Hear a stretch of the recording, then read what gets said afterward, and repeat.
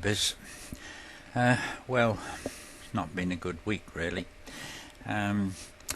Living alone is great. There's loads of advantages as long as you feel well, but this week hasn't been a good week, and I was about to say it was my own fault, which perhaps it was really.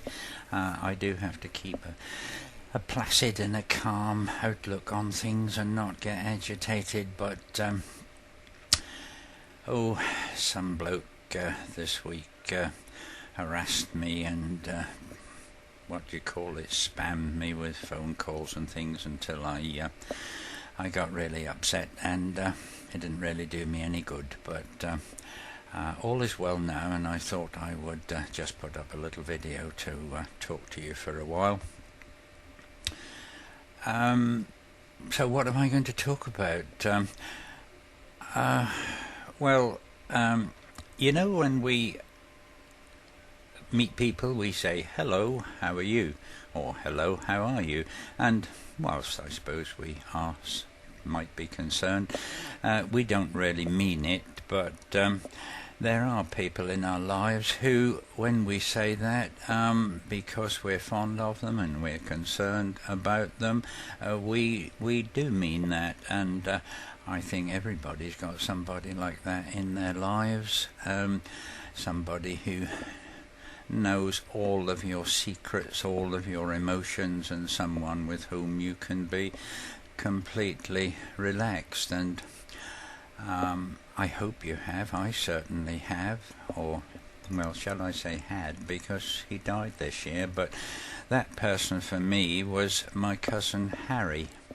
So I thought I'd like to share Harry's memory with you, and I could tell you loads about Harry. He's such an interesting character, and I have written many stories about his very varied life. But the easiest way would be, yet again, if I can find it, to read you something I wrote, I think about 3 years ago.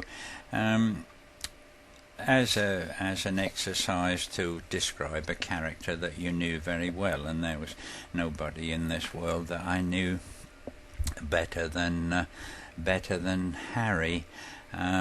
Is I don't know, 5 years younger than me, so we didn't have much relationship as children, because you don't when there's different ages, but we got to know each other much better later in life, and so, time's going on. Oh, goodness me, yes it is. Time's going on. So this is what I wrote, and the piece is called Harry. If you were to meet Harry, you might think that you had stepped back in time. You might think that Mr. Pickwick had jumped off the page and materialised. You would see a similar, rotund, benign figure, and if you were to look into his eyes, you would see the same wisdom and compassion informed by his constant observations of human nature. Although now over 70 years old, those eyes still retain a sparkle, an engaging humorous twinkle, and a depth that almost compels you to confess your deepest and most secret thoughts. He cannot be shocked or embarrassed, and would not ridicule or condemn. He has no prejudices. He is as sugary and soft as a meringue, and you really just want to hug him. His face is round, his chins and his necks combine, and his unblemished skin still retains the smoothness of youth. If you were to meet him, you would feel better for the experience. You might find his humour difficult to relate to in the beginning, but he has a quick brain and a lively mind that enables him never to be lacking in an immediate retort to any comment or situation. His dress would not be of the period of Mr. Pickwick's, but it would certainly not be the cutting edge of contemporary style either, since his clothes are all purchased from charity shop, whose stock come from the deceased. He could afford new clothes, but it seems that he has a delight in frequenting these shops, not only for clothes, but any useful bric-a-brac that he collects and stores in a satchel that he carries with him at all times. Harry believes in the possibility of communicating with the dead, and attends spiritualist meetings, so to wear the clothes of those that have passed over might to him seem to be a bridge. Harry is not well. He is, on his own admission, very overweight. He has at the present count 7 plastic coils in his arteries to alleviate the restricted blood flow to his heart. He bears all of this with fortitude and doesn't deter him from his daily forays into the city of Norwich, where he was born and has lived all of his life. He accumulates and reads books on medicine to keep him informed of all medical conditions, on which he has many opinions. He pops a lot of pills, some prescribed by doctors, but many alternative ones that he believes will help him. Harry is blessed, or cursed, with too much testosterone. He is proud and pleased about this, and advocates zinc pills to boost his libido. This fact colours his activities, but I think I would be breaking a confidence if I were to enlarge on this.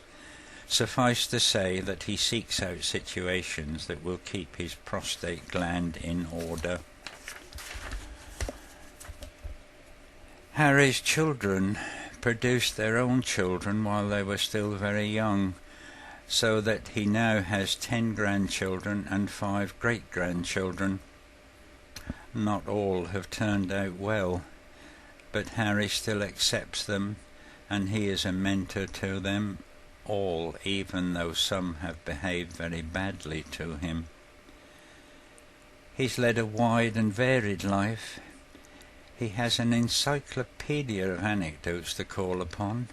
A whole book could be written of his activities and opinions, but to know him is a privilege and a joy, and the person I seek when I get a little depressed. Well, that's my friend Harry, and I miss him so much. But 7 minutes has gone, so I think I should wrap this up. Maybe next time I can tell you about other characters that have passed through my life, and there are quite some amusing tales to tell, possibly.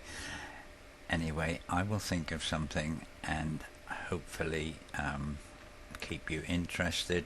So until then, goodbye. When